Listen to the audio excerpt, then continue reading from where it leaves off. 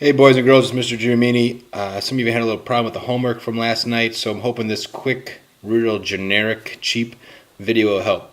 First thing I do is I put my powers of 10, make a little table for myself, so I know that 10 to the 0 power is 1, 10 to the first power is 10, 10 to the second power is 100.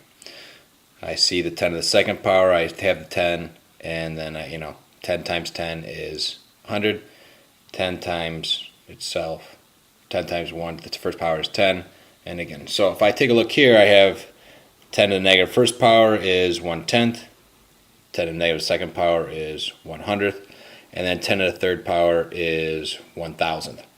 Now, question is what is 5% when I'm taking it to times it to figure out what is the percents. So when I'm doing percents, I know that percents are always out of 100. So if I had 5%, I really have 5 out of 100. So I'm just going to drop the percent sign and make it 5.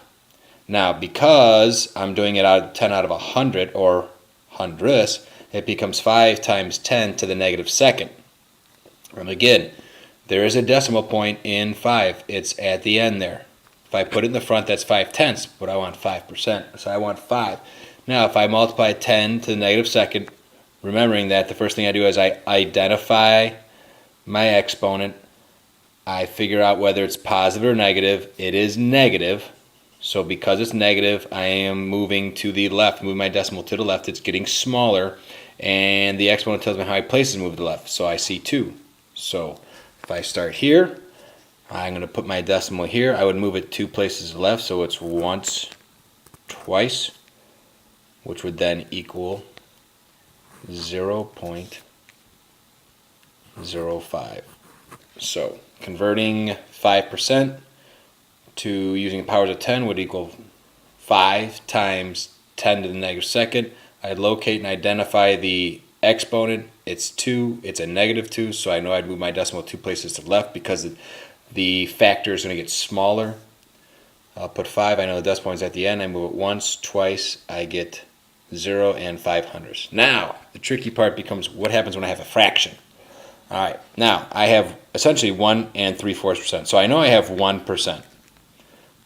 So I have 1% out of, again, this is out of 100 because we're talking about percents. Now, I have to remember what is 3/4 as a decimal.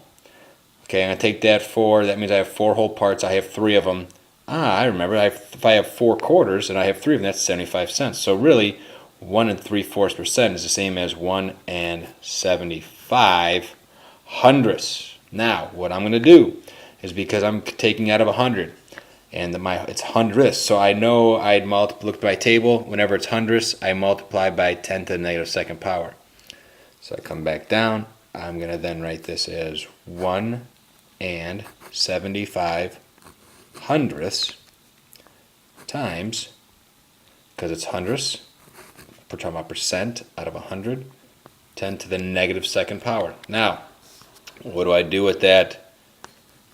I locate and identify the exponent. I'm going to circle it. It is a negative 2. Now I know it's negative, so the number's going to get smaller. And it's going to get smaller by moving the decimal place 2 places to the left. So if I look back at my original factor, 1 75/100ths, I'm going to rewrite it over here. 1 75/100ths.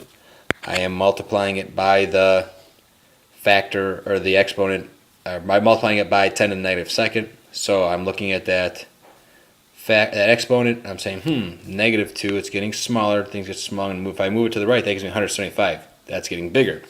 So it's getting smaller. So I move it once, twice. Okay. There's no number here, so I put a 0 to hold that place value, and my answer would be 0 and 0. Going back to my example, 175, which I would read as 175, 175 10,000ths. Hope this little video helped you a little bit with the homework from last night. Take care.